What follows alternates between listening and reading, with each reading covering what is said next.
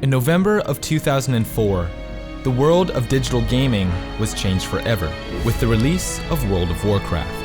The game was an overnight success among PC players everywhere, selling more copies on day one than any other release in history until that time. It quickly grew into a worldwide phenomenon, and for years, World of Warcraft facilitated one of the biggest communities in gaming and turned the once niche MMO genre into an industry juggernaut. The game seeped into online and mainstream media, setting the backdrop for early YouTube viral videos, pop culture references, and even marriages. While Blizzard's flagship title has seen its ups and downs throughout the years, the fanbase has remained unwavering in their devotion to the WoW universe. But as Azeroth has aged and developed, a subsection of fans has grown increasingly vocal in their desire to see World of Warcraft return to its glory days.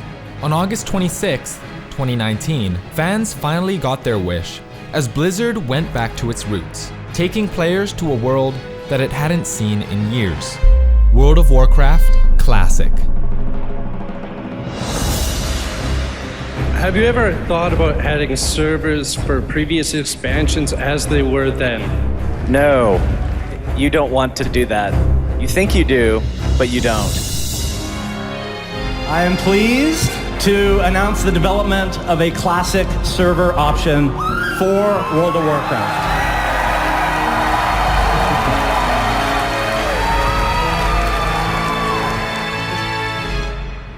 Throughout every expansion WoW has seen, there have always been players who are not entirely pleased with the changes to the game. The biggest outcry began with the release of the Cataclysm expansion pack. After the smash success of Wrath of the Lich King, the expansion that saw World of Warcraft reach its highest subscriber count to date, Blizzard decided they wanted to follow up with something a little different. Instead of adding yet another new zone, they decided to remap all of the vanilla zones in the destructive wake of Deathwing. This decision, while bold, came with its share of consequences. First, after 6 years of adventuring across Azeroth, many players had memories and emotions that were tied up in the familiar locations and sprawling landscapes. Many had met lifelong friends and gone through significant eras of their life while in Azeroth, but after Cataclysm, many of these locations had been destroyed. As a result, many of the original players felt alienated from the digital home that they had come to love.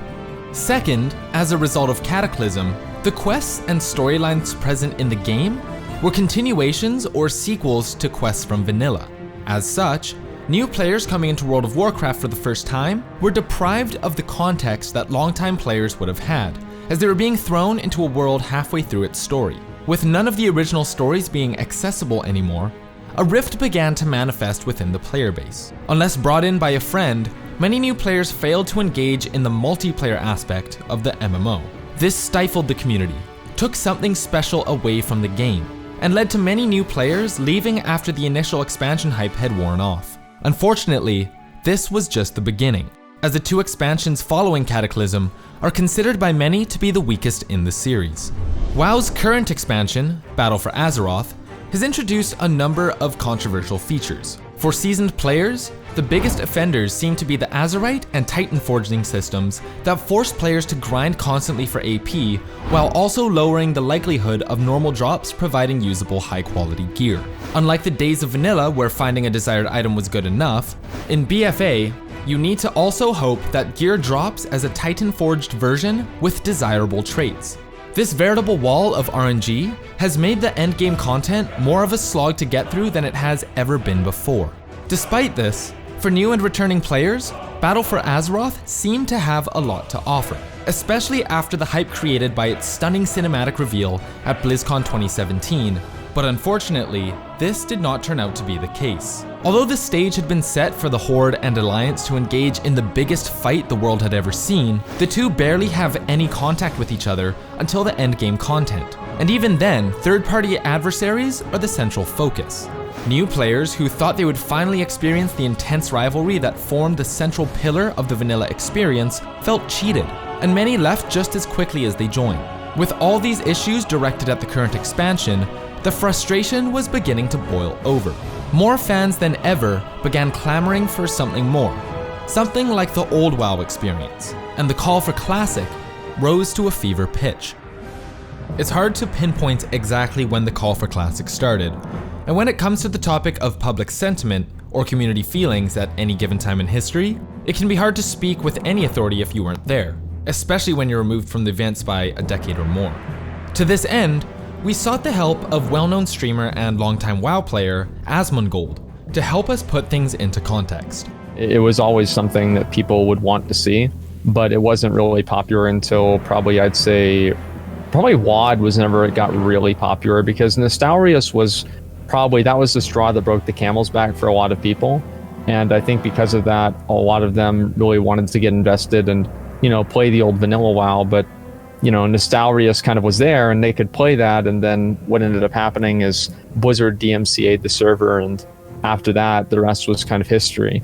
Nostalrius was a private World of Warcraft server started in early 2015 that ran the original 1.12 patch of the game.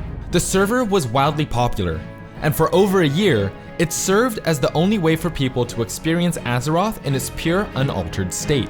That is, until April of 2016, when Blizzard forced the server to shut down with a cease and desist letter. This closure caused a public outcry on social media, as well as coverage from most digital gaming outlets. You'd hear people talking about playing on Nostalrius, but it was always just like this far-off thing on like some private server, etc. But whenever it got shut down, you saw a lot of, really big content creators. It's Sodapoppin, JonTron, and I mean, even the BBC and a lot of, traditional news organizations reported on this because it was such an impactful thing for so many people. Up until this point, Blizzard's response to the demand for vanilla servers was dismissive at best. At BlizzCon 2013, the World of Warcraft panel was asked point blank if they had ever considered legacy servers, to which President J. Allen Brack responded with a simple no. And by the way, you don't want to do that either. You think you do, but you don't. This response was not taken lightly by the internet. Giving Brack the benefit of the doubt, he seemed to be specifically referring to the quality of life changes that the community enjoys to this day, and not to the prospect of returning to WoW Classic. I don't think it was really that much of a bad statement by J. Allen Brack, but I do think that it was probably just a misread of how many people really cared about the servers and cared about the game, because at that point, there wasn't really that much outcry for legacy servers, because I believe that was during Mists of Pandaria, and in general, people were more satisfied with the game in Mists of Pandaria versus Warlords of Draenor. Like, if Warlords of Draenor was a good expansion, then I don't think that we would have seen even half the amount of people that were looking to see legacy servers come out. After the shutdown of Nostalrius and the criticism that it sparked, Blizzard was beginning to seem open to listening to the community. During the opening ceremonies of BlizzCon 2017, Blizzard revealed that they would indeed be returning to vanilla with WoW Classic. I had heard tons of leaks, but I had never heard that. That was the only thing I did not hear. And so I finally find this out, and I remember I'm sitting in like the Hilton Hotel, and they just say this and they announce it. And it was kind of like, they tell us all about, Battle for Azeroth and, all the new stuff that's happening. I'm like, okay, yeah, cool. I guessed all this. I'm so smart. Haha. Right. And then he says, then we're announcing, Blizzard Classic servers. And I remember getting up and like running around the fucking Hilton Hotel. I was so excited, man. I couldn't believe that my first year, the first BlizzCon I ever went to, was the year that they were just going to out of nowhere announce Classic Legacy servers. Like, even now, I get excited and I get chills almost even thinking about it. It was just so awesome. Much like Asmon, the rest of the community was a little more than excited at the prospect of going back to the beginning. While it would be well over a year before players could get their hands on the demaster, the excitement never ceased. And in August of 2019, fans turned out in droves for the launch of WoW Classic. The Classic servers went live globally at the same time, meaning that whether it was 3 p.m. in LA or 11 p.m. in London, everyone was jumping into the game at the same moment. What could possibly go wrong? Before long, it was made clear that the launch of WoW Classic would mirror that of its 2004 counterpart. Not only was it impossible to get into the game, but once in, many players were being dropped and put back at the end of the 20,000 person queue. For any other games, this would have been devastating. But for Classic, no amount of server crashing could kill the hype. Even with many of the top streamers sitting in queue, WoW Classic pushed the top of the Twitch charts with 1.1 million concurrent viewers, a feat that few other games have even come close to. One of the driving forces in the WoW Classic hype train was none other than the hardcore rating organization, Method, who had put together a marathon stream with World Showdown of Esports to showcase the race to be the world's first level 60, as well as the world's first Ragnaros kill, the game's final boss. Even though they ultimately did not get many of the accolades they strived for, the event served as many viewers' first experience with Classic while waiting for the servers to free up. This stream, along with countless others, made World of Warcraft the most popular it's been in a decade, and captured some of the magic that the community had been missing for so many years. If you look at a game and, the resurgence of GTA RP, for example, like where people would go around and role play as characters and everything, I think Classic WoW does that to a softer extent, where people become invested in the storylines of different players and of different guilds. And that's one of the things that I think Classic WoW does a very good job of, is really telling a story. I remember whenever people ask me, I originally wanted to play on a role-playing server whenever I first started playing the game, because I knew a lot about the lore and everything, because I'd played Warcraft 3. But then as time went on, I told everybody, I don't want to make up a story for my character. The story that he has is already good enough. I feel like, the adventures my character's gone through and the guilds I've joined and the ups and the downs, the highs, the lows, the good things, the bad things, the people I've met along the way, that story is better than anything that I could ever think of. And I think that Classic WoW being able to tell that narrative is something that's really something that's interesting. It's interesting to a Twitch viewer, and it's something that can keep them emotionally invested to a degree. And I think that's one of the big reasons why it's seen so much success.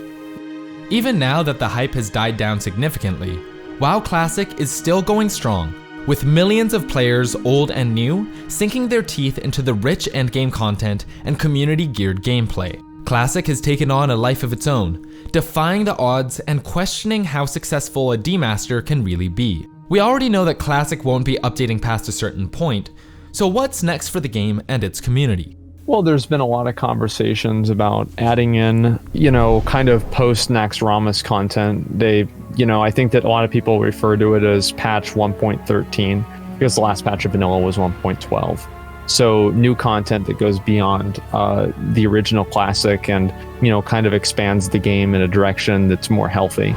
Because the way that you use the word demastering, the funny thing about WoW is that I believe a lot of people would consider Battle for Azeroth demastering. No one really knows what's in store for Classic.